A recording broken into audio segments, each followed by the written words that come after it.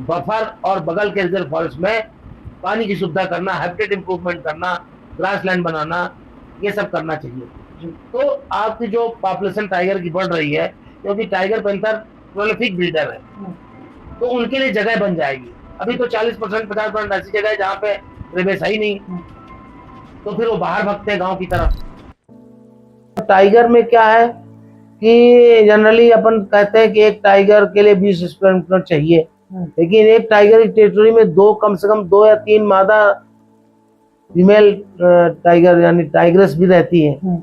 तो कह रहे हैं जितना एरिया है उसमें 3 गुना रह सकते हैं अभी भी, 3 एग्जिस्ट कर सकते हैं। हाँ, अगर अपन उनको हैबिटेट इंप्रूवमेंट कर दें तो टाइगर पैंथर अभी जितनी है आराम से 3 गुना तक रख सकती है, क्योंकि by the turn of century 40,000 tiger थे, कैसे थे, आज तो 3,000 ही है कुल, मतलब इंडिया में 600 बस में 750 है।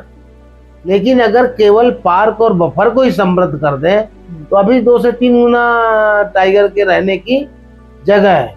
देखिए टाइगर 3 साल के अंदर मैच्योर हो जाता है, टाइग्रेस भी, और टाइग्रेस तो 18 महीने में बच्चे देती है, 2 साल तक पालती है, फिर इसके बाद जब बड़े हो जाते हैं तो फिर वो छोड़ देती है। और टाइगर जो है 110 दिन में, टाइग्रेस 110 दिन में गर्भ उसने धारण किया है 110 दिन में बच्चा देती है। पैंथर 105 दिन में, 105 दिन में देता है। और टाइग्रेस के कम से कम 3 से 5, 6 तक बच्चे होते हैं। पैंथर में भी 3 से 4 तक बच्चे हो सकते हैं। तो ये प्रोलिफेरिक ब्रीडर है, संख्या बढ़ेगी तभी ये जो बढ़ती हुई चीतल इनकी संख्या को कंट्रोल करेगा जी। इसलिए ये इनके बिहेवियर है। वजन टाइगर का 350 किलो तक होता है, मादा का 30 किलो कम होता है। बड़ा टाइगर, सबसे बड़ा टाइगर 9.5 फीट 10 फीट का होता है, फ्रॉम सिर से लेके टेल तक। पैंथर आधा वजनी होता है। जंगल में भालू भी होता है, भालू ओमनीफेरस है, वो मांस भी खा सकता है, लेकिन वो ज्यादातर क्या खाता है, शहद और कीड़े। इतना इंटेलिजेंट है जो दीमक रखती है तो लकड़ी डाल डाल के दीमक निकाल लेता है।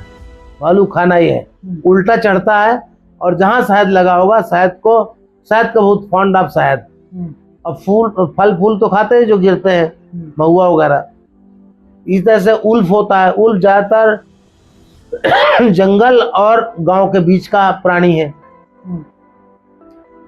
और ये सियार जो है, जयकाल, वो भी जंगल है उसके पानी, लेकिन जंगल में भी रहता है। जयकाल बचे खुचे को साफ करता है, जो टाइगर खा लेता है, जो बचा खुचा है उस खाता है। उल्फ सन शिकार भी करता है, लेकिन बड़े जानवर नहीं मार पाता, लेकिन बकरी और ये छोटे जानवर मार लेता है। भेड़िया भी जो है छोटे बच्चों को तो मार सकता है, बड़े लोगों को नहीं मार सकता। वो हाइनास भी होते हैं। हाइना भी होते हैं। हाइना भी मैनीटर है, इस तरह से बच्चे खुचे को खाते हैं, वो जो छोड़े हुए को वो खाते हैं, भले ने मारे अपने से। और वाइल्ड डॉग एक बहुत खतरनाक शिकारी होते हैं। वाइल्ड डॉग काफी संख्या में, लाल कलर रहता है, झबरी पूंछ होती है, ब्लैक टाइप की। अगर किसी एरिया में 2-3 वाइल्ड डॉग भी हैं तो टाइगर वो एरिया छोड़ देता है। ऐसा कहावत है कि उनके यूरिन में जहर ऐसा होता है कि इससे इनके अंग सड़ जाते हैं टाइगर। तो यूरिन करके पीछे अपने पूंछ के पीछे छिट्टा मारते हैं। मतलब कहने का मतलब वो इतने ग्रुप में रहते हैं, टाइगर को ही भगा देते हैं, टाइगर एरिया छोड़ देता है। और कहीं हमने 34 का ग्रुप देखा है इनका वाइल्ड डॉग का, सोन कुत्ता जिनको बोलते हैं। और उनमें एक अल्फा मेल होता है, एक अल्फा फीमेल होती है एक ग्रुप में। अल्फा मेल जो सबसे ताकतवर मेल होता है वो अल्फा मेल होता है, और अल्फा फीमेल जो सबसे तंदुरुस्त फीमेल होती है वो बीटा फीमेल होती है। तो केवल अल्फा मेल को ही अलाउड है फैमिली पैदा करना, दूसरे परिवार नहीं बढ़ा सकते। सब सेवक हैं, क्योंकि उनके अंदर यह है कि ताकतवर ही प्रोजनी होनी चाहिए, ताकतवर का होगा वही प्रोजनी होगी।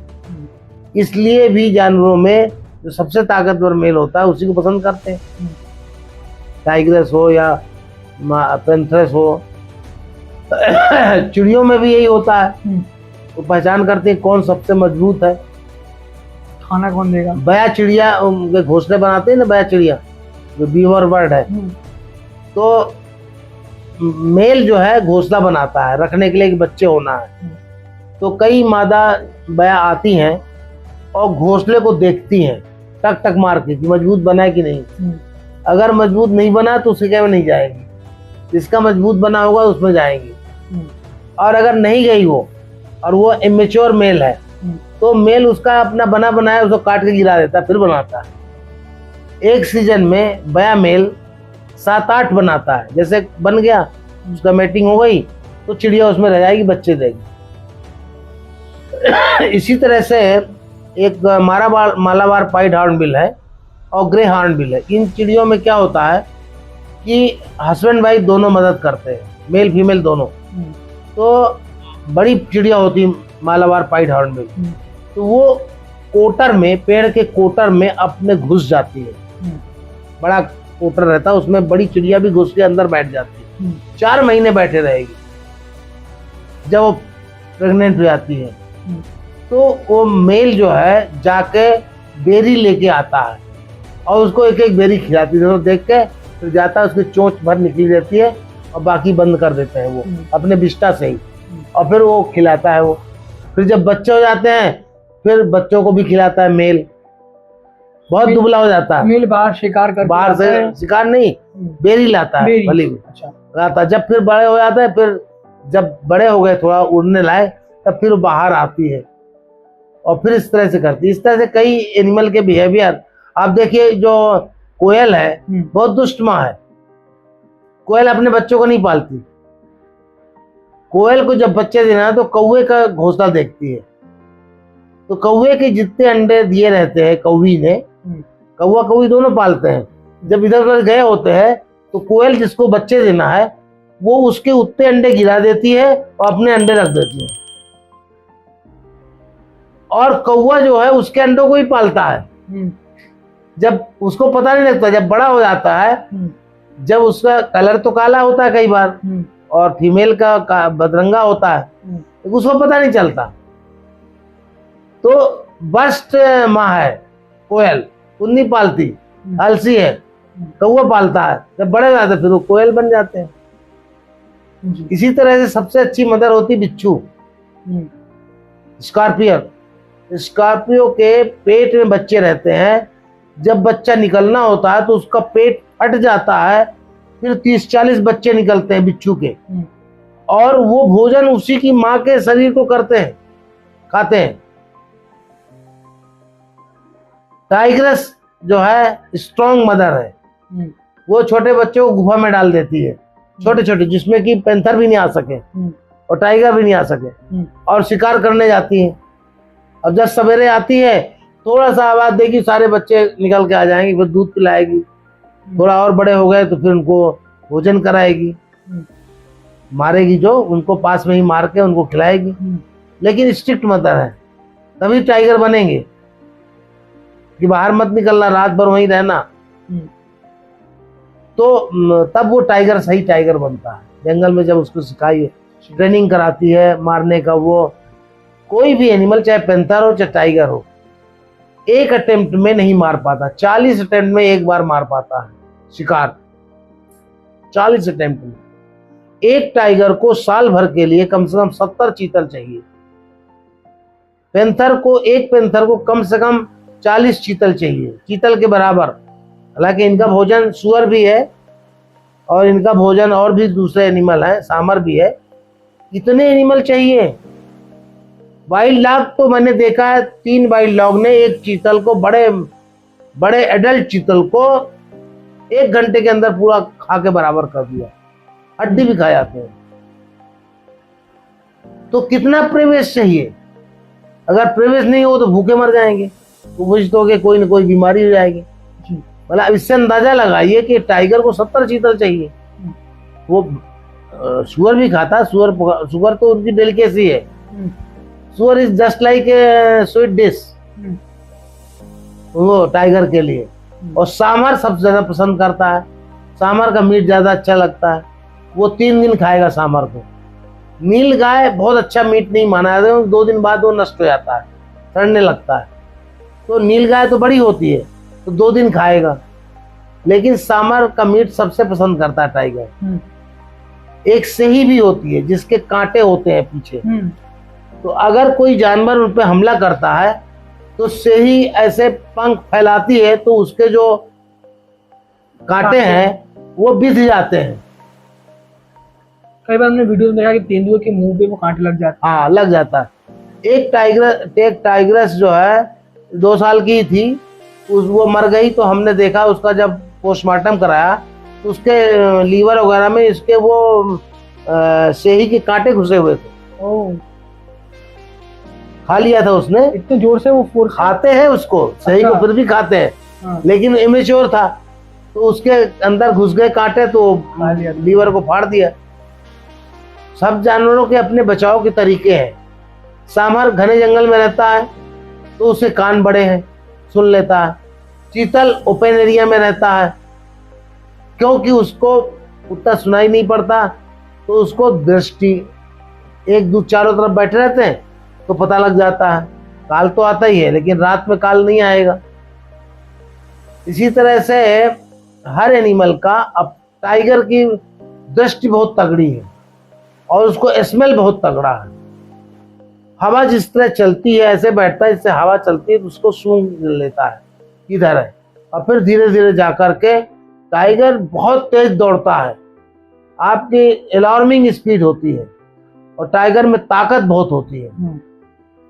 इस तरह से हमें सभी एनिमल के बिहेवियर को जानना चाहिए, उनका क्या योगदान है जंगल के बचाने के लिए। जंगली सुअर के भी है। हाँ, जंगली सुअर का आपने बताया कि वो खोदता रहता है जमीन, जब खोदता है तो उसको खाना मिलता है, लेकिन उसी कारण से जमीन भुरभुरी हो जाती है, तभी बीज गिरेगा तो जमेगा।